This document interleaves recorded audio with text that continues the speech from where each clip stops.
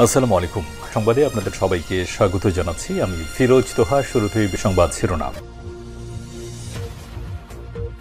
বাংলাদেশের সর্বশেষ গুরুত্বপূর্ণ আপডেট সংবাদ আপনাকে স্বাগত। শুরুতেই সংবাদ শিরোনাম, পরে বিস্তারিত। শুরুতেই জানাবো, মসজিদের মাইকে ঘোষণা দিয়ে সংঘর্ষ, আহত অর্ধশত।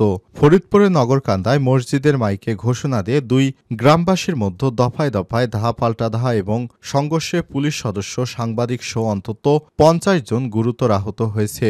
এ সময় নগরকান্দা থানার পুলিশের কর্মকর্তা গুরুতর আহত হয়েছে। এরপর জানাবো, ৪ই আগস্টের পর ৪০ মাজারে ৪৪ বার হামলা, বললেন প্রেস উইং। পুলিশের তদন্ত থেকে জানা গেছে, ৪ই আগস্টের পর সারা দেশে ৪৪টি হামলার ঘটনা ঘটেছে। ৪০টি মাজারে এই হামলার ঘটনা ঘটে। সব হামলায় মাজার দরগা এবং ভক্তদের উপর হামলা, ভাঙচুর ও মাজারের সম্পত্তি লুটপাট ও মাজারে আগুন দেওয়ার মতো ঘটনা ঘটে।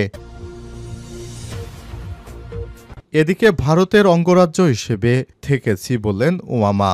ভারতের অঙ্গরাজ্য হিসেবে ছিল বাংলাদেশ বলে মন্তব্য করেছেন বৈষম্যবিরোধী ছাত্র আন্দোলনের মুখপাত্র ওবামা ফাতেমা। তিনি আরও বলেছেন, আওয়ামী লীগের আমলে উন্নয়নের গালগল্প শোনালো হলেও ভেতরে ছিল সম্পূর্ণ ফাঁপা। কারণ তারা $240 বিলিয়ন বিদেশে পাচার করেছে এবং বাংলাদেশকে $100 বিলিয়ন ঋণে জর্জরিত করেছে।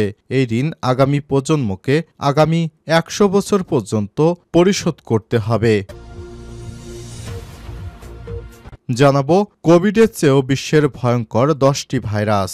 ভাইরাস হলো এক ধরনের অণুজীব যা পোষকদেহের জীবান্ত কোষের মধ্যে বিস্তার ঘটে।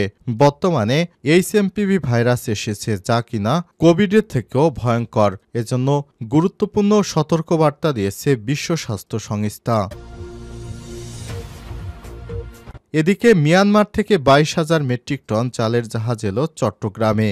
মিয়ানমার থেকে আমদানি করা ২২,০০০ মেট্রিক টন আতপ চালের একটি জাহাজ চট্টগ্রাম বন্দরে পৌঁছেছে। আজ গভর্নমেন্ট টু গভর্নমেন্টের G2G ভিত্তিতে আমদানি করেছে বাংলাদেশ।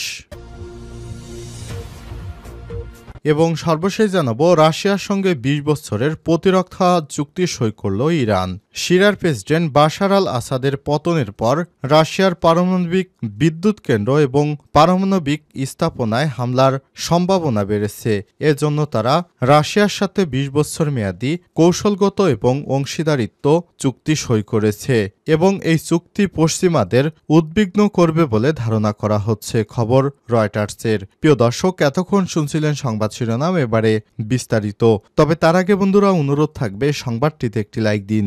এই চ্যানেলে আপনি নতুন হয়ে থাকলে আমাদের সংবাদটি দেখতে দেখতে চ্যানেলটি সাবস্ক্রাইব করে রাখুন, যাতে করে বন্ধুরা আমাদের পরবর্তী লেটেস্ট আপডেট সংবাদগুলো সবার আগে আপনার কাছে পৌঁছে যায়। কমেন্ট করে আপনার মূল্যবান মতামত জানিয়ে দিন আপনি বিশ্বের কোন দেশ থেকে বা বাংলাদেশের কোন স্থান থেকে আমাদের সংবাদটি দেখছেন এবং শুনছেন।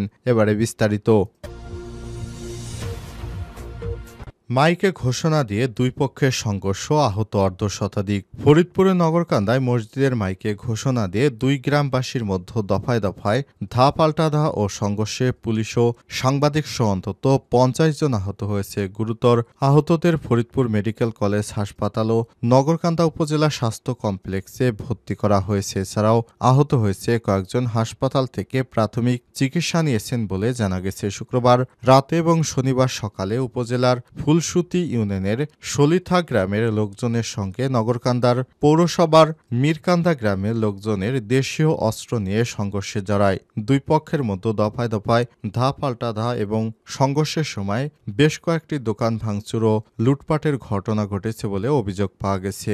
স্থানীয়রা জানায়, সলিথা মাদ্রাসায় শুক্রবার রাতে ওয়াজ মাহফিল অনুষ্ঠিত হয়। এ সময় মিরাকান্দা ও সলিথা গ্রামবাসীদের মধ্যে পূর্বশত্রুতা ও আধিপত্য বিস্তারকে কেন্দ্র করে ধা পাল্টা ধা এবং উত্তেজনা সৃষ্টি হয়। পরে রাতেই দুই পক্ষ সংঘর্ষে জড়ায়। পরদিন শনিবার ভোরে মসজিদের মাইকে ঘোষণা দিয়ে দেশীয় অস্ত্র নিয়ে তারা পুনরায় সংঘর্ষে জড়ায়। সিনিয়র সহকারী police super Nagarkanda circle Asaduzzaman Shakil বলেন, পূর্বশত্রুতার জের ধরে দুই গ্রামবাসীদের মধ্যে শুক্রবার রাতে এবং শনিবার সকালে দফায় দফায় সংঘর্ষ হয়। পুলিশ ঘটনাস্থলে গিয়ে পরিস্থিতি নিয়ন্ত্রণে আনে। এলাকা এখনও শান্ত রয়েছে, তবে ঘটনাস্থলে অতিরিক্ত পুলিশ মোতায়েন মোতায়েন করা হয়েছে।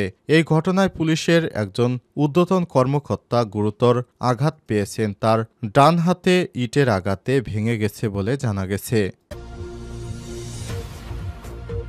4 আগস্টের পর 40 মাজারে 44 বার হামলা প্রেস উইং। পুলিশের তদন্ত থেকে জানা গেছে গত 4 আগস্টের পর সারা দেশে 40টি মাজার অর্থাৎ সুপি অথবা কবর বা দরগা যাই হোক না কেন 44 বার হামলা চালানো হয়েছে। সব হামলায় মাজার, দরগা এবং ভক্তদের উপর হামলা, ভাঙচুর ও মাজারের সম্পত্তি লুটপাট, মাজারে আগুন দেওয়ার মতো ঘটনা ঘটেছে। সবচেয়ে বেশি সংখ্যক হামলার ঘটনা ঘটেছে ঢাকা বিভাগে।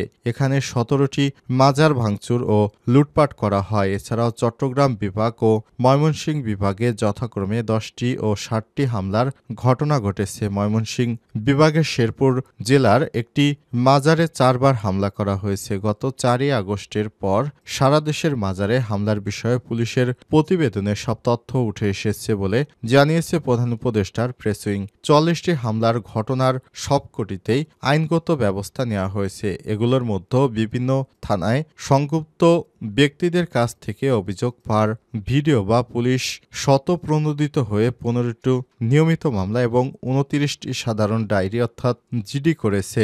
ফৌজদারি মামলায় মোট 23 জনকে গ্রেপ্তার করা হয়েছে। 2টি নিয়মিত মামলায় এরই মধ্যে আদালতে চার্জশিট দাখিল করা হয়েছে। আর 13টি নিয়মিত মামলা ও 29টি সাধারণ ডায়েরির তদন্ত চলছে। ভারতের অঙ্গরাজ্য হিসেবে থেকেছি উমামা ফাতেমা।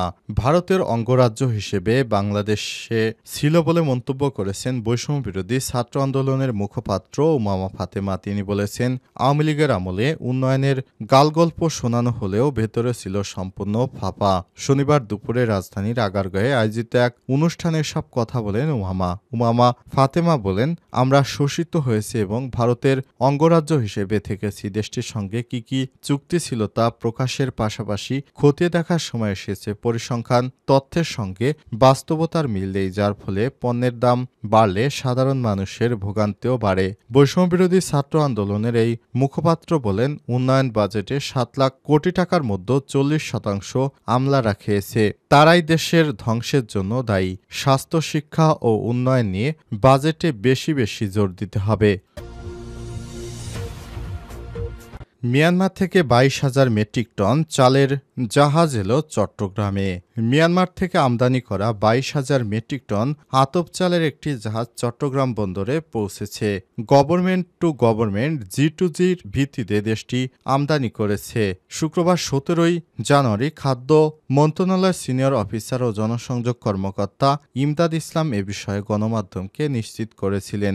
ইমদাদ ইসলাম আজ জানিয়েছেন, G2G'র ভিত্তিতে মিয়ানমার থেকে 22,000 মেট্রিক টন আতপ চাল আমদানি করা হয়েছে। সেই চাল নিতে এমভি গোল্ডেন স্টার নামে একটি জাহাজ চট্টগ্রাম বন্দরে পৌঁছেছে। এটি বর্তমান অন্তর্বর্তীকালীন সরকার আমলে মিয়ানমার থেকে আমদানি করা চালের প্রথম চালান। তিনি আরও বলেছেন, জাহাজে থাকা চালের নমুনা সংগ্রহ করে ভৌত পরীক্ষা শেষে দ্রুত খালাসের কাজ শুরু হবে। এজন্য ইতিমধ্যে প্রয়োজনীয় ব্যবস্থা গ্রহণ করা হয়েছে। তিনি জানান, বাংলাদেশ বিগত সরকার পতনের পর এই প্রথম মিয়ানমার থেকে আমদানি করল চাউল। এর আগে পাকিস্তান ও ভারত থেকে বেশ কয়েকবার চালের আমদানির বিষয়ে কথা হলেও শুধুমাত্র ভারত থেকে আমদানি করা হয়েছে চাউল। এরপর পাকিস্তান থেকে চাউল আমদানির একটি চূড়ান্ত সিদ্ধান্ত গ্রহণ করা হয়েছে।